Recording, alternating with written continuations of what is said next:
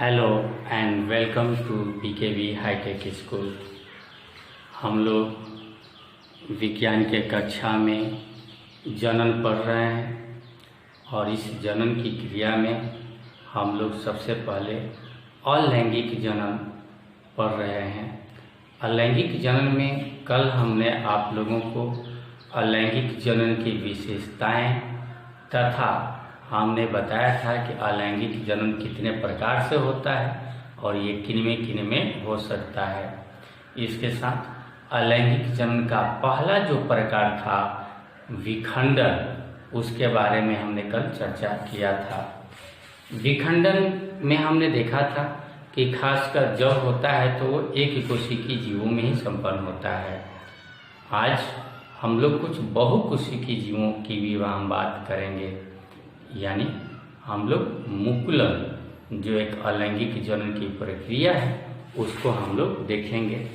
Actually होता क्या है कि जो बहुत सारे कोशिकाओं के बने होते हैं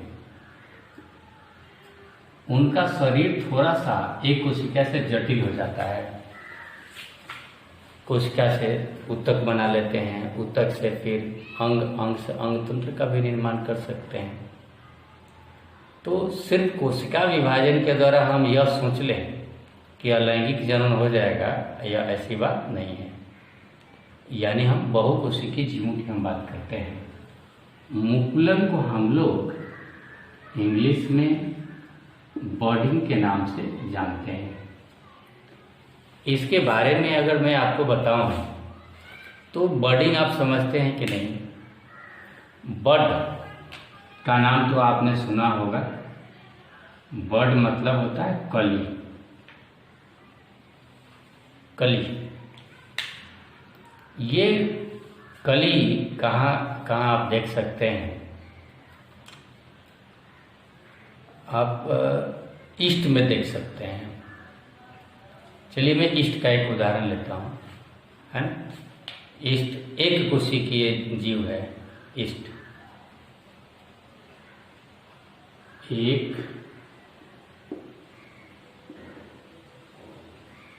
कोशिकीय जीव में हम मुकुलन पहले देखेंगे। देखिए, एक कोशिकीय जीव में मुकुलन के लिए मैं उदाहरण जो लूँगा वो एक ईस्ट का लूँगा। ईस्ट भी चूँकि एक कोशिका का बना होता है इसलिए एक कोशिका हमने बनाया और अंदर हमने एक केंद्रक बनाया। अब क्या करेंगे? एक क्रियाकलाप भी इसको समझने के लिए हम कर सकते हैं। एक परख नली लेंगे या एक गिलास लेंगे या एक शीशा लेंगे, उसमें चीनी का कुछ घोल बनाएंगे। पानी में कुछ चीनी डालकर घोल लेंगे और बाजार से लाएंगे ईस्ट पाउडर मिलता है। एक चुटकी ईस्ट पाउडर डाल ईस्ट का पाउडर, ये ईस्ट का बना रहा हूँ मैं जीव। ऐसे पाउडर होते हैं जिसमें कि ईस्ट उत्पन्न होते हैं। तो ईस्ट पाउडर अगर मैं चीनी के घोल में डाल दूँगा तो क्या होगा? चीनी का घोल क्यों? क्योंकि चीनी में ग्लूकोज होता है, वो उसका पोषण होता है, उसका अपना भोजन के लिए, एनर्जी के लिए उस पर डिपेंड है। जब पोषण बढ़ेगा करेगा तब न खाएगा पिएगा मोटाएगा तो जन्म करने के लायक होगा। इसी के लिए हमने उसको चीनी के घोल में ईस्ट पाउडर डाला। तो क्या होगा? यहाँ से इसके शरीर से छोटा सा ऐसे उभार निकलेगा। देखिएगा, मैं एक एक करके एक ही आकृति में कर उभार निकल गए। अब उभार निकलने के बाद क्या होगा? ये केंद्रक जो था वो एक केंद्रक से दो केंद्रक बना और फिर धीरे से यह एक केंद्रक आ गया कहाँ पर?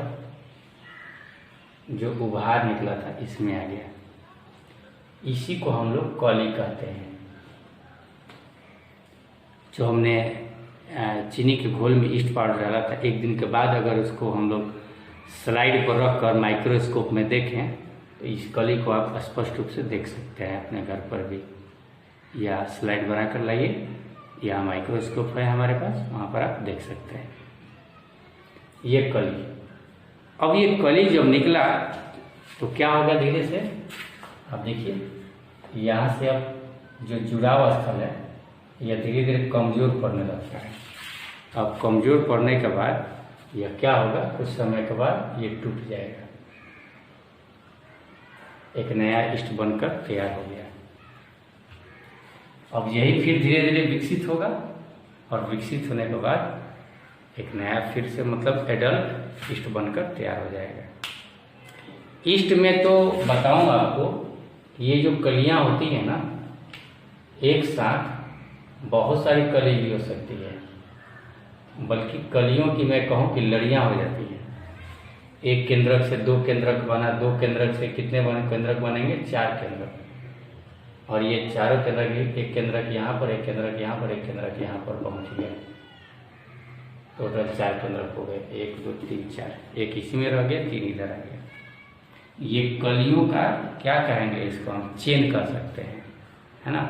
यहाँ कलियों की लड़ियाँ बन जाती हैं और ये लड़ियाँ भी धीरे धीरे आप समझ सकते हैं समय आने पर ये सब टूट जाएंगी और फिर से ये बहुत सारे इष्ट बनकर तैयार हो जाएंगे, है ना।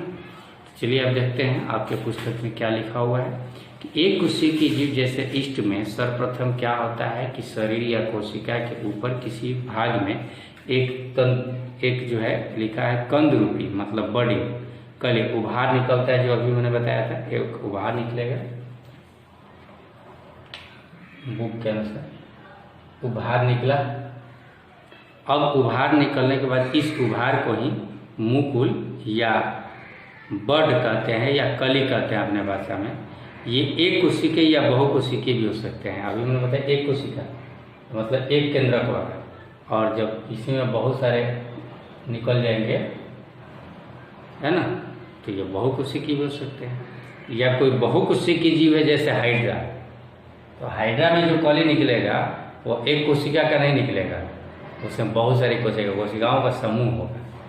कली निकलेगा लेकिन कोशिकाओं का समूह होगा हाइड्रा में। हम लोग देखेंगे अभी कुछ देर के बाद बहुकोशिकीय जीवों में भी हम लोग यह मुकुलन की प्रक्रिया देखेंगे। अब क्या होगा कि एक कोशिकीय या बहुकोशिकीय भी हो सकते हैं।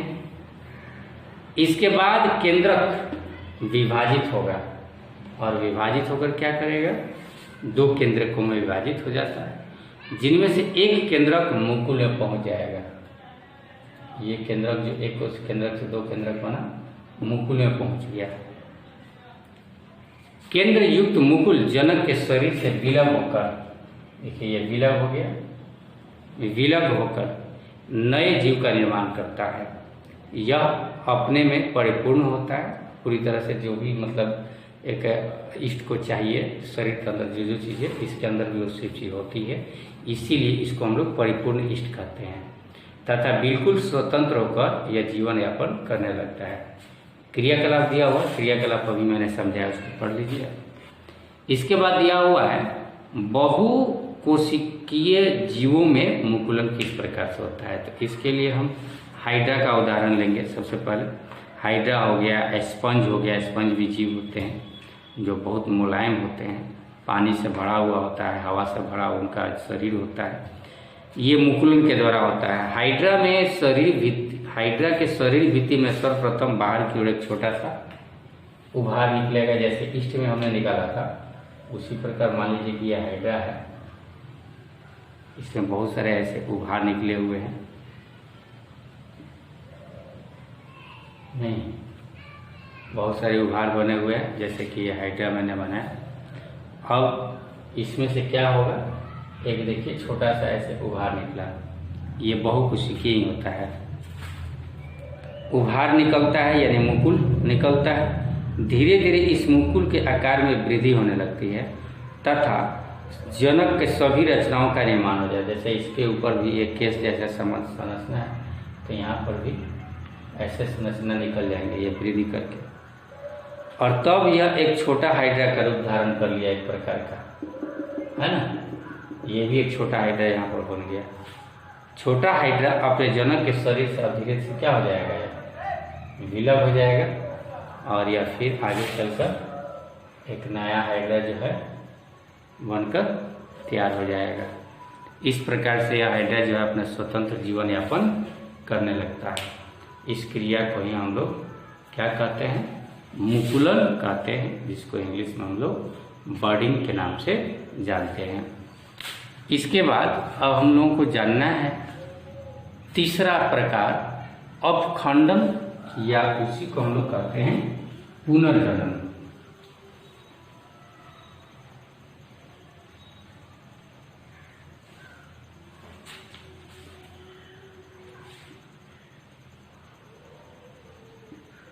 अपखंडन, या इसको हम लोग कहते हैं पुनर्जनन। अपखंडन या पुनर्जनन को हम लोग इंग्लिश में फ्रैगमेंटेशन कहते हैं या रीजनरेशन। अपखंडन को हम लोग फ्रैगमेंटेशन, फ्रैगमेंटेशन मतलब टुकड़ा टुकड़ा में बढ़ जाना, फ्रैगमेंटेशन। और पुनर्जन्म का मतलब रीजेनरेशन, रीजेनरेशन का मतलब कि फिर से नया संतान का उत्पन्न हो जाना। देखिए, अगर मैं बात करूं ये अपखंडन और पुनर्जन्म क्या है, तो मैंने एक उदाहरण दिया था कल या कलम को, कि अचानक जो है किसी कारणवश टुकड़ा हो गया और टुकड़ा होकर फिर से जितने भी टुकड़े हुए थे वो सभी टुकड़े जो है एक नए नए जीव में बदल गए। यही अपखंडन या पुनर्जनन है। इस प्रकार के जनन में जीवों का जो शरीर होता है वो किसी कारणवश प्राकृतिक रूप से ऐसे ही गिर जाना, या तापमान पड़ना, या मतलब किसी के द्वारा या टकरा जाना, टूटकर बिखर जाना, या कृत्रिम किसी दूसरे जीव के द्वारा काट देना अलग अलग टुकड़ा में, है ना। तो प्राकृतिक या कृत्रिम रूप से दो या दो से अधिक टुकड़े के खंडित हो जाता है और प्रत्येक खंड अपने खोए हुए भागों को विकास कर पूर्ण विकसित नए जीव में परिवर्तित हो जाता है और सामान्य रूप से जीवन यापन करने लगता है। इस प्रकार का उदाहरण आपको स्पाइरो वगैरह में मिल सकता है, हाइड्रा में भी यह मिल सकता है, और प्लेनेरिया जिसको हम लोग कृमि कहते हैं, फीता कृमि, उसमें भी यह हो सकता है ना। टैप वर्म उसको कहते हैं। यह कैसे होता है, तो आप ऐसे समझने के लिए देखिए, मान लीजिए कि यह है ना, यह क्या था, क्या बनाया, लगभग आपके चित्र स्पाइरो वगैरह का चित्र बनाया।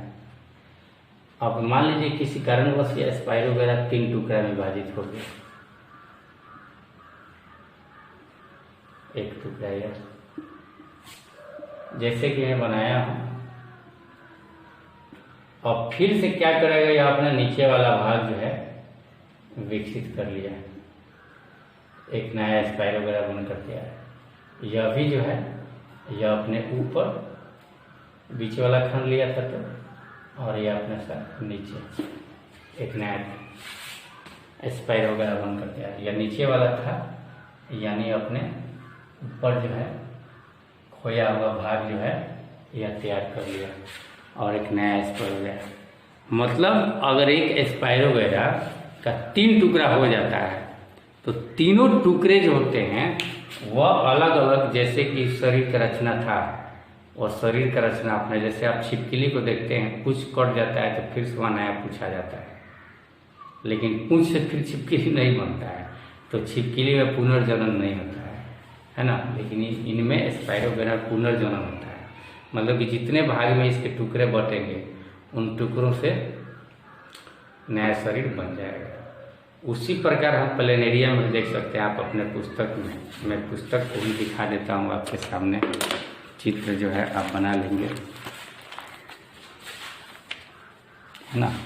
ये जो चित्र है आप देख रहे होंगे अपने पुस्तक में, ये एक प्लेनेरिया है। यह एक प्लेनेरिया देखिए ध्यान से, यह यहाँ पर दिखाया गया है, टूट गया 3 टुकड़ों में। फिर यहाँ देखिए 1 2 3 टुकड़ा बना। अब इस 3 टुकड़ा से देखिएगा, ऊपर वाला टुकड़ा से देखिए यह नया टुकड़ा बन गया, बीच वाला टुकड़ा को यहाँ दिखाया गया है, फिर से ये ऊपर नीचे दोनों तरफ अपना शरीर का हिस्सा प्राप्त कर लिया। ये नीचे वाला जो टुकड़ा था, नीचे वाला टुकड़ा से ऊपर वाला टुकड़ा बनाकर फिर से ये नया प्लेनेरिया। तो इस प्रकार से 3 टुकड़ा तो हो गया। 3 टुकड़ा से देखिए एक नया टुकड़ा यहाँ बना है और 2 यहाँ नया टुकड़ा बन गया, फिर से 3 गो प्लेनेरिया जन्म ले लिया, है ना। तो इस प्रकार से हम लोग समझ सकते हैं कि ये पुनर्जनन और यह अपखंडन होता है। क्लियर। अब हम लोग मुख्य रूप से जानेंगे बीजाणु जनन क्या होता है। तो बीजाणु जनन भी अलैंगिक प्रक्रिया का ही भाग है। और बीजाणु जनन की अगर बात करें तो ये मुख्य रूप से पौधों में होता है जी। और कैसे पौधों में? बहुत जो सरल पौधे होते हैं, सिंपल, उनमें होता है।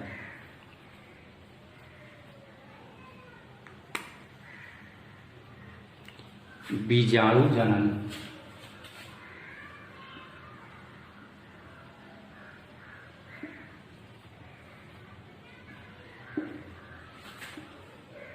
इसको हम लोग इंग्लिश में स्पोरुलेशन कहते हैं, या इसको हम लोग स्पोर फॉर्मेशन के नाम से भी जानते हैं। फॉर्मेशन का मतलब होता है बनना और स्पोर मतलब होता है बीजाणु, बीजाणु का बनना। आपने कवक देखा होगा रोटी पर, फुफुंद जिसको कहते हैं, है ना। वो जो है एक थैले का निर्माण करते हैं और उस थैले में कुछ खास प्रकार के कोशिकाओं को बनाते हैं जिन्हें हम लोग बीजाणु कहते हैं। और वही वो थैला किसी कारणवश फटेगा तो वो बीजाणु जहाँ पड़ेंगे वहाँ पर फिर से नया कवक बनकर तैयार हो जाता है। बहुत कम समय में रोटी पर फफूंद चारों तरफ लग सकता है, या थोड़ा सा फफूंद अगर कहीं मिला तो बहुत कम समय में ये बीजाणुओं के द्वारा जो है अपनी संख्या को बढ़ाने में वो सक्षम होते हैं। देखिए, निम्न श्रेणी के जो जीव होते हैं, अगर मैं जीवाणु की बात करूं, शैवाल की बात करूं, कवक जिनको मैंने अभी बताया, फंगस, या जिसको मैंने कहा कि रोटी पर जो उग जाते हैं, उनमें बीजाणु निर्माण अलैंगिक जनन की मुख्य क्रिया होती है।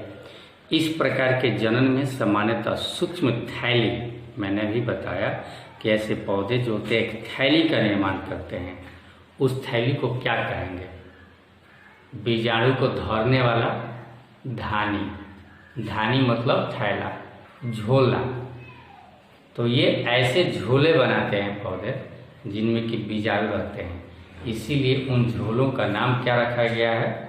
हमने क्या रखा है? इन पौधों के जो ये पौधे जो झोले बनाते हैं उनको बीजाणु धानी कहते हैं। उसको इंग्लिश में एस्पोरेंजिया या जू एस्पोरेंजिया कहते हैं। एस्पोरेंजिया या जू एस्पोरेंजिया। इसके भीतर अनेक छोटी छोटी गोल, जैसे मोर्चा का बिया आपने देखा होगा ना, उसी प्रकार का छोटे छोटे गोल और हल्की रचनाएं होती हैं, उन्हीं को क्या कहते हैं? बीजाणु कहते हैं। ये थैला जो बनता है, इस थैले में इसको हम लोग क्या कहेंगे? बीजाणु धानी। और इस बीजाणु धानी के अंदर क्या होगा? बीजाणु धानी के अंदर छोटे छोटे गोल हल्के आकृतियां होती हैं। इन आकृतियों को ही क्या कहा जाता है? बीजाणु। इन आकृतियों को ही कहा जाता है बीजाणु, है ना। बीजाणु धानी के चारों ओर एक मोटा और कड़ा आवरण होता है जो इन्हें प्रतिकूल परिस्थितियों से सुरक्षा प्रदान करता है। इनके चारों तरफ आवरण होगा, ऐसा आवरण होगा जो ताप, दाब, नमी का कोई खास प्रभाव नहीं पड़ेगा। मतलब ऐसा कि ये बीजाणु जो है खराब मौसम में भी नष्ट न हो। इसी के लिए बीजाणु धानी के चारों तरफ हार्ड कवरिंग होता है, कवच होता है ना। नमी की कमी, पानी, सूखा, उच्च ताप, उच्च अम्लीयता, तेजाब वगैरह पड़ जाना, या उच्च क्षारीयता, मर्चा, ये क्षारीय समझ रहे हैं ना, क्षारीय मतलब बहुत कड़ा, कड़वा, तीखा कोई चीज़ अगर पड़ जाए तो इससे वातावरण में मौजूद रहना प्रतिकूल परिस्थिति होती है। मतलब इनके लिए तो प्रतिकूल परिस्थिति है, उच्च ताप, उच्च अम्लीयता, उच्च क्षारीयता प्रतिकूल परिस्थिति है, ये उसमें जी नहीं सकते हैं। इसीलिए अपने बीजाणु धानी के चारों तरफ ये कवच बनाते हैं। वातावरण में जब अनुकूल परिस्थितियाँ बहाल होंगी, फिर से यानी अनुकूल परिस्थिति यानी फेवरेबल कंडीशन जब आएगा, इनको जीने के लिए जब मौसम इनको लगने लगेगा, तब ये जो मोटी भित्ति है ये क्या हो जाएगा, फट जाएगा। और फटने के बाद आप समझ सकते हैं क्या होने वाला है। इसमें से बीजाणु बाहर आने लगते हैं, और चूँकि बीजाणु बहुत ही हल्के होते हैं इसलिए आप समझ सकते हैं थोड़ा सा भी अगर इनको हवा मिला तो हवा के द्वारा ये दूर दूर तक फैल जाएंगे। बीजाणुओं को हवा के द्वारा दूर दूर तक फैलने की क्रिया को ही क्या कहा जाता है, क्या कहा जाता है, स्कैटरिंग ऑफ एस्पेरोंजिया। यानी बीजाणुओं का, आपकी पुस्तक में क्या दिया है, स्कैटरिंग का हिंदी दिया होगा, प्रकीर्णन, है ना। मतलब ये बीजाणु क्या हो जाते हैं, प्रकीर्णित हो जाते हैं, दूर दूर तक फैल जाते हैं। भिन्न भिन्न जीवों में बीजाणुओं की संख्या जो होती है वह अलग अलग होती है। ये नहीं कह सकते हैं कि 10, 50, 100 होते हैं, नहीं, अलग अलग पौधा होगा। जैसे आपके बुक में एक राइजोपस का दिया हुआ है ना, बीजाणुओं का निर्माण किस प्रकार हो रहा है। राइजोपस इसका उदाहरण है, जो रोटी पर कवक जो पक आ जाता है। अनुकूल जगह मिलने पर फिर ये बीजाणु जहाँ जहाँ प्रकीर्णित हुए थे फिर से अंकुरित होंगे।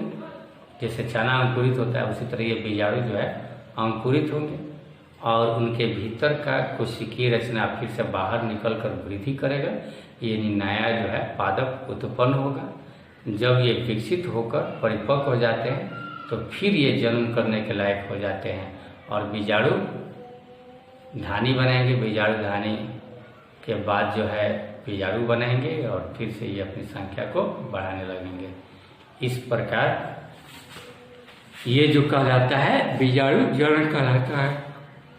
आपके बुक में क्रियाकलाप दिया हुआ है, कार्यकलाप के एक पाव रोटी का टुकड़ा लीजिए, इसे जल में भिगा कर स्वच्छ, है ना, पेटी डिश मतलब किसी थाली में रख लीजिए। अब किसी अंधेरे स्थान पर, फेवरेबल कंडीशन होता है कवक के लिए अंधेरा स्थान, तो अंधेरा स्थान पर रख कर छोड़ दीजिए। आप देखेंगे कि पाव रोटी के टुकड़े पर क्या हो जाता है, कुछ काली काली आकृति मतलब भुवड़ी कहते हैं ना, लग जाता है, तो भुवड़ी लग गया।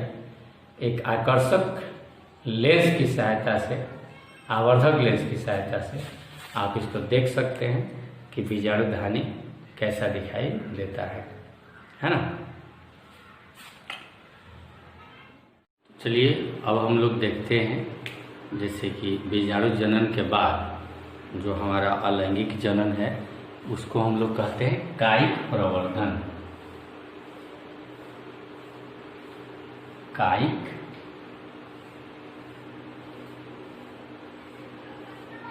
प्रवर्धन।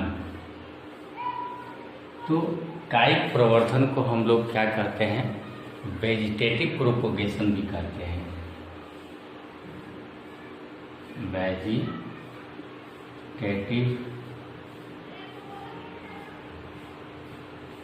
प्रोपेगेशन। वेजिटेटिव प्रोपेगेशन को समझने के लिए सबसे पहले हम लोगों को ये समझना चाहिए कि वेजिटेटिव पार्ट क्या होते हैं। वेजिटेटिव पार्ट, देखिए वेजिटेटिव पार्ट जो होते हैं इनको हिंदी में हम लोग कायिक अंग कहते हैं। कायिक अंग का मतलब हुआ ऐसे अंग जिनसे कि काया यानी जिनसे कि शरीर की रचना होती है। किसी पौधे की या जंतु की, जैसे हम लोगों में कायिक अंग है, हाथ पैर नाक मुंह क्या है, कायिक अंग है। जनन अंग भी है, वृषण, और महिलाओं में जैसे होता है अंडाशय, उसी प्रकार पौधों में भी है ना, या अन्य जीव मतलब जंतुओं में भी, सब में कायिक अंग होता है और जनन अंग होता है। कायिक अंग अगर मैं पौधों की बात कर लूँ, मुख्य रूप से हम जब कायिक प्रवर्धन की बात करेंगे ना तो पौधों की ही बात करेंगे। पौधों में कायिक प्रवर्धन यानी कायिक अंगों का प्रवर्धन किया जाता है, यानी उनसे कि जनन करवाया जाता है।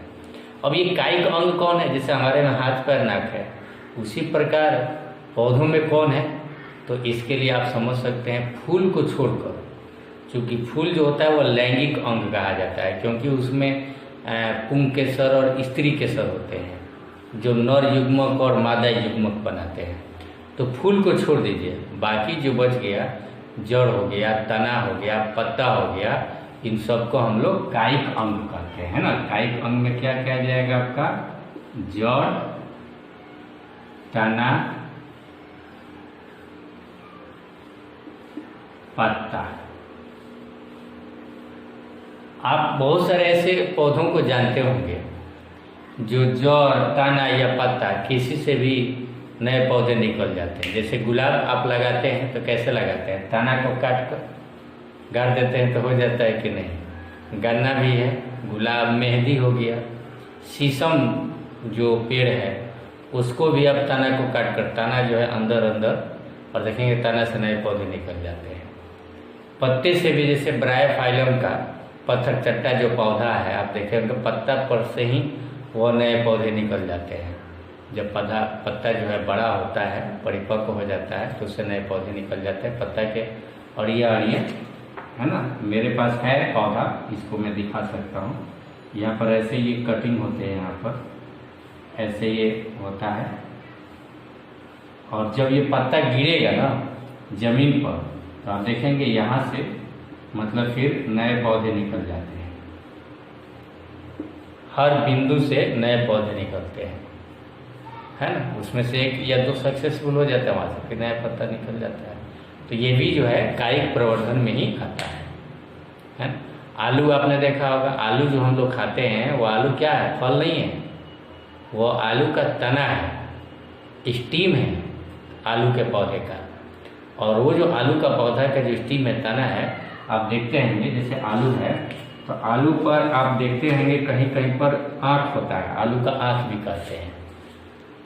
आप बरसात में ऐसे आलू को रख दीजिएगा तो जहाँ आँख है ना, वहाँ से देखिएगा नया पौधा टाइप का निकलना शुरू हो जाता है। वहीं से अलग अलग आँख काट कर हम क्या कर सकते हैं, अलग अलग खंड टुकड़ा करके, 4 गो आँख है तो 4 टुकड़ा में आलू कर दीजिए, 5 गो आँख है तो 5 टुकड़ा में कर दीजिए, और उस आलू को रोप दिया जाता है। वहाँ से फिर आलू का पौधा निकल जाता है। तो ये सब जो है कायिक प्रवर्धन के ही उदाहरण है। चलिए आपके पुस्तक में हम देखते हैं कि क्या लिखा हुआ है। जनन की वह प्रक्रिया जिससे कि पादप शरीर का यानी पौधे के शरीर का कायिक या वर्धी भाग, यही कायिक या वर्धी भाग यानी जड़, तना, पत्ता आदि उससे विलग मतलब अलग होकर परिवर्तित यानी एक रूप से दूसरे रूप में परिवर्तित होकर नए पौधे का निर्माण करता है, उससे हम लोग कायिक प्रवर्धन के नाम से जानते हैं, है ना। समझ में आ गया। मतलब अपने भाषा में अगर लिखना होगा तो बस यही जानेंगे कि जनन की एक ऐसी प्रक्रिया जिसके द्वारा पौधे अपने शरीर के जड़, तना या पत्ता के द्वारा जब नए पौधे तैयार करते हैं या नए पौधे उत्पन्न करते हैं, इस प्रक्रिया को ही कायिक प्रवर्धन कहा जाता है। इसके द्वारा बनने वाले पौधे जनक के अनुरूप होंगे। क्यों जनक के अनुरूप होंगे, आप समझ रहे होंगे। इसलिए होंगे जनक के अनुरूप कि इनमें भी जो डीएनए वो आएगा वो एक ही पौधा से आएगा, अलग अलग पौधा से नहीं। इसमें कोई गैमेट नहीं बन रहा है, इसमें कोई युग्मक भी नहीं बन रहा है। बिना युग्मक का जब पौधा बन रहा है, निषेचन नहीं हो रहा है, तो इसमें अंतर होने का चांस ही नहीं है। असेक्सुअल रिप्रोडक्शन है अलैंगिक प्रजनन। अलैंगिक प्रजनन हमने पहले ही बता दिया है कि एक ही व्यक्ति से जीव पीढ़ी में जाता है ना।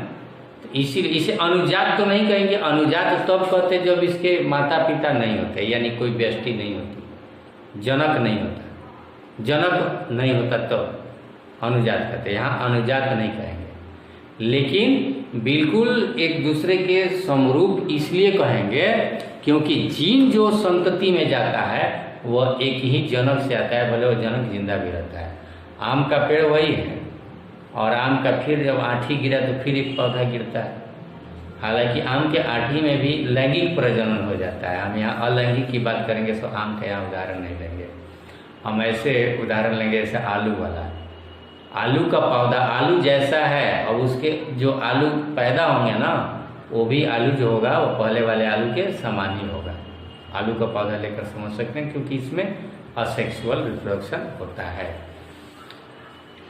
अब यहाँ देखें हम लोग कि जनक से विलग होने के बाद अपना स्वतंत्र जो है अस्तित्व कायम करके अपना जीवन यापन प्रत्येक जीव जो है करने लगते हैं अलग होकर। जंतुओं के विपरीत एकल पौधों में जनन की यह सबसे सरल विधि है।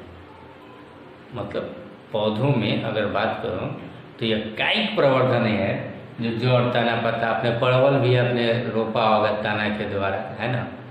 तो ऐसे ये बहुत सारे ऐसे पौधे हैं जो जड़ तना पत्ता यानी कायिक अंगों के द्वारा जो है नए पौधे विकसित कर लेते हैं। कायिक प्रवर्धन की अगर बात करें तो उदाहरण दिया हुआ है, ऑर्किड का फूल दिया हुआ है, अंगूर, गुलाब, सजावटी पौधे जितने ब्रायोफाइट्स आते हैं घर में, वो सब अलैंगिक प्रजनन ही करते हैं। उनको विशेष रूप से जो है फेवरेबल कंडीशन में रखकर हम लोग उसका उत्पादन कर सकते हैं।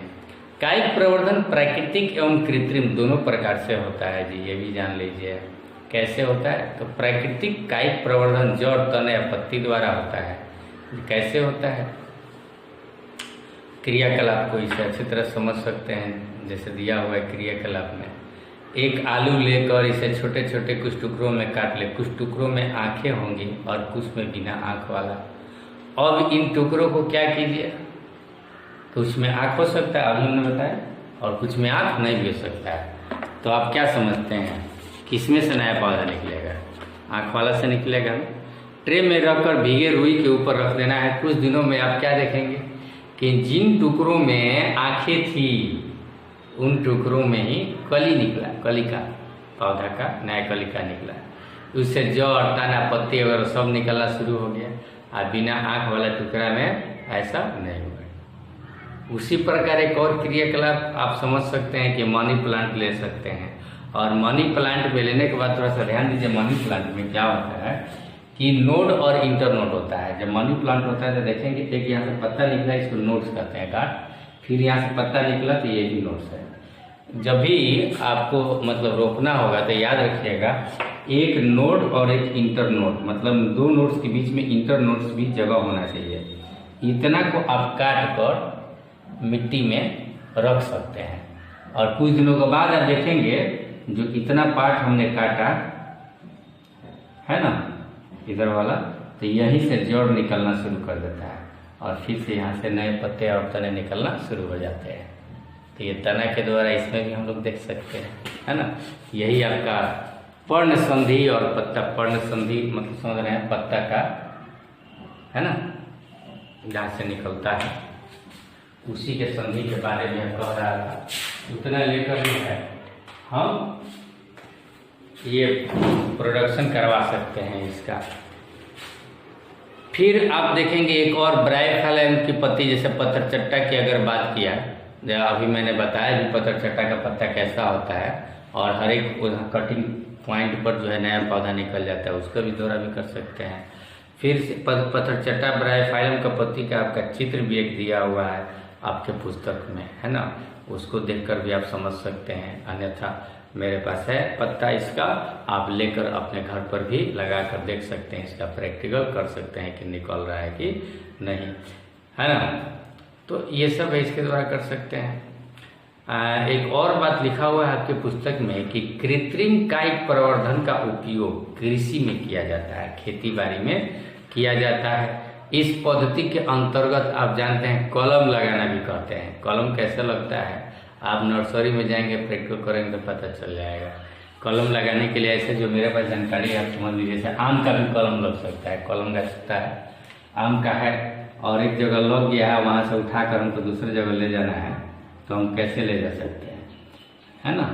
यह आम का है पौधा, तो इसके लिए क्या किया जाता है, यहाँ पर जगह जगह थोड़ा सा छेनी हथौड़ी से रगड़ दिया जाता है और फिर यहाँ पर माटी बांध दिया जाता है चारों तरफ से और कपड़ा से लपेट दिया जाता है। और कपड़ा से लपेटने के बाद हम क्या देखेंगे, कुछ दिनों के बाद इसमें से जड़ फेंक देता है और जड़ फेंक गया तो हम नीचे से इसको काट देंगे। जड़ इसका जड़ ओरिजिनल पहले का यहीं रह जाएगा और ये नया वाला जड़ हो जाएगा। इसको ले जाकर कहीं भी हम क्या कर देंगे, रोप देंगे, हो जाएगा कलम, है ना। तो इस प्रकार से भी मतलब रोपनी हो सकती है। इसको कृषि में हम इसका उपयोग कर सकते हैं आम का। उसी तरह बहुत कुछ का किया भी जाता है। दाब, कलम, लेयरिंग आदि के उपयोग के लिए नए पौधे तैयार किए जाते हैं। वैसे पौधे जिनमें बीज उत्पन्न नहीं होते हैं, बीज बनता तो बीज बोकर, और बहुत सारे ऐसे पौधे हैं कि बीज होते भी हैं तो बहुत दिन के बाद, जैसे बांस का है, अब 40 वर्ष के बाद उसका बीज बनेगा। एक बांस का तो 40 वर्ष के बाद हम बीज बोएंगे, फिर बांस निकलेगा तो कितना समय लगेगा। और हम चाहते हैं कि जल्दी से बांस बन जाए, तो जल्दी से बांस बनने के लिए हमको क्या करना पड़ेगा, उसका कली वाला मैंने बताया, है ना। तो कली के द्वारा जो है हम लोग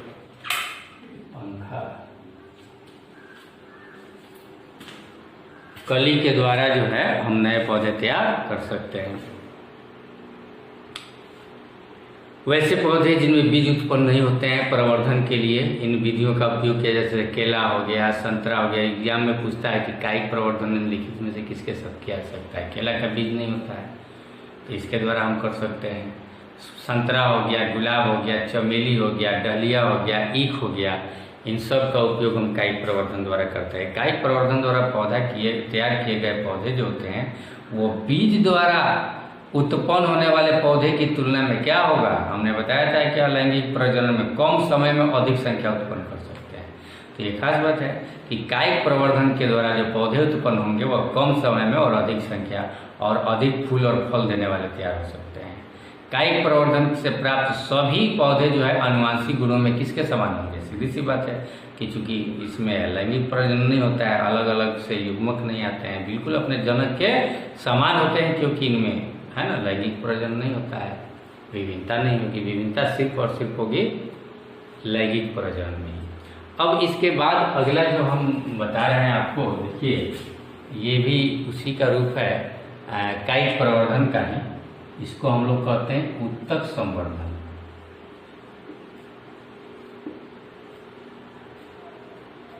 इसको इंग्लिश में हम लोग टिश्यू कल्चर कहते हैं।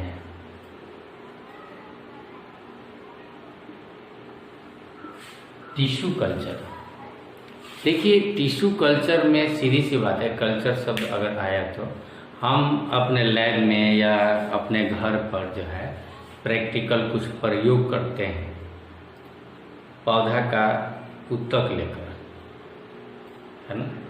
उत्तक मतलब कुछ कोशिकाओं का टुकड़ा लेकर, और किसी माध्यम में, पोषक माध्यम होता है जिसमें कि कोई पौधा का कोशिका जो है जीवित रह सकता है ना।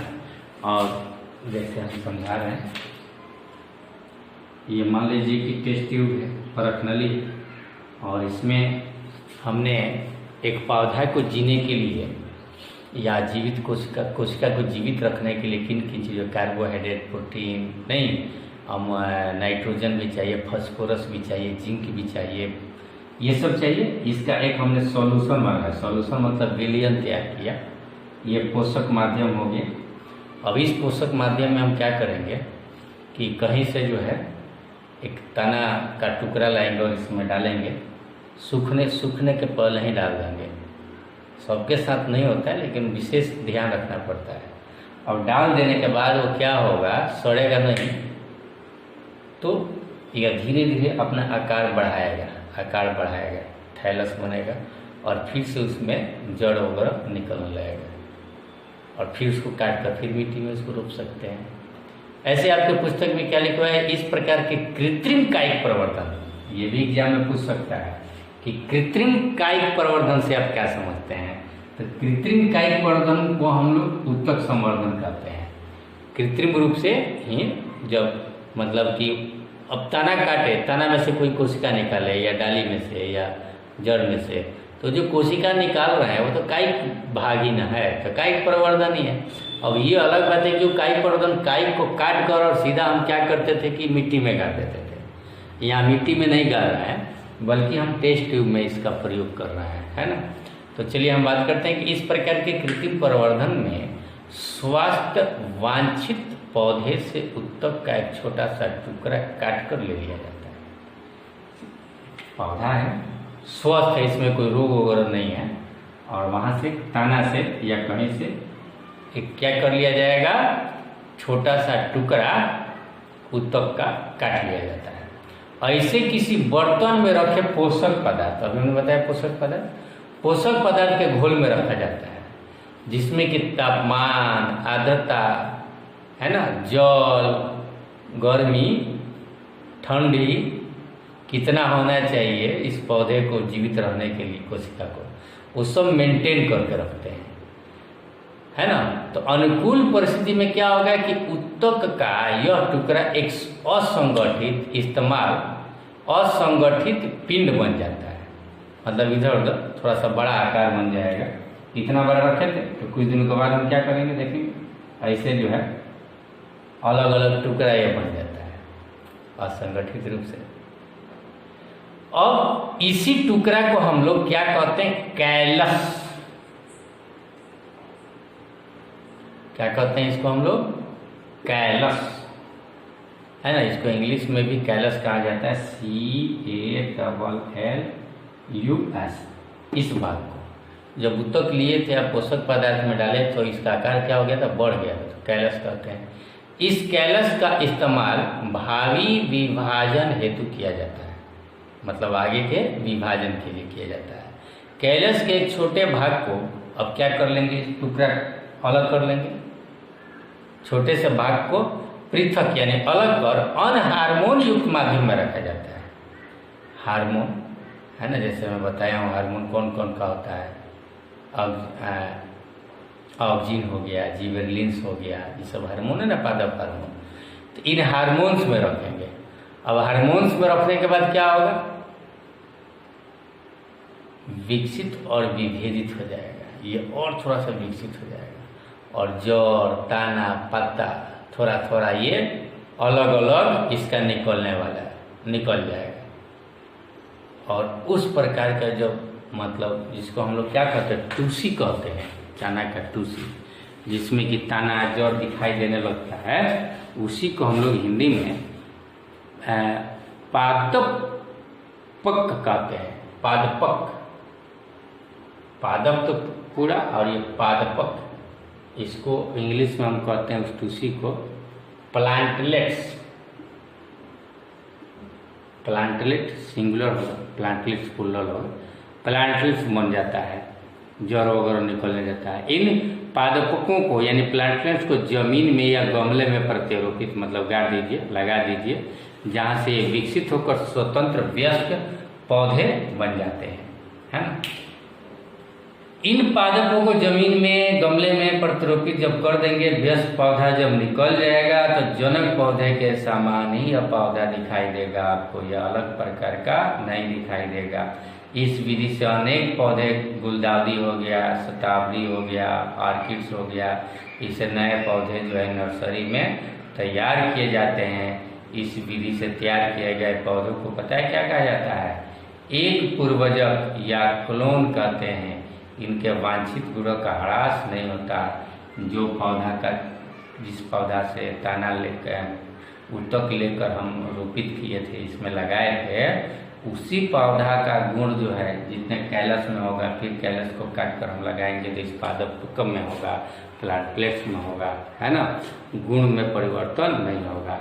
और हम चाहते हैं कि कोई पौधा का गुण में परिवर्तन नहीं हो, तो लैंगिक प्रजनन न करवाकर अलैंगिक प्रजनन अगर इस प्रकार से हम करवाते हैं कायिक प्रवर्धन के द्वारा, उत्तक संवर्धन के द्वारा, तो गुणों का ह्रास नहीं होता। यानी जो गुण होते हैं होना चाहिए उस पौधा में, अगर हम वही चाहते हैं रखना तो वही गुण जो है अंततः रहता है ना। इस प्रकार से आज हमने आप लोगों को अलैंगिक प्रजनन क्या क्या होता है, कितने प्रकार होते हैं, इन सब का हमने आज चर्चा किया। मुझे उम्मीद है आप सभी को आज का क्लास बहुत ही अच्छा लगा होगा। मुझे कमेंट्स करके भी ज़रूर बताएंगे। ठीक है, थैंक यू।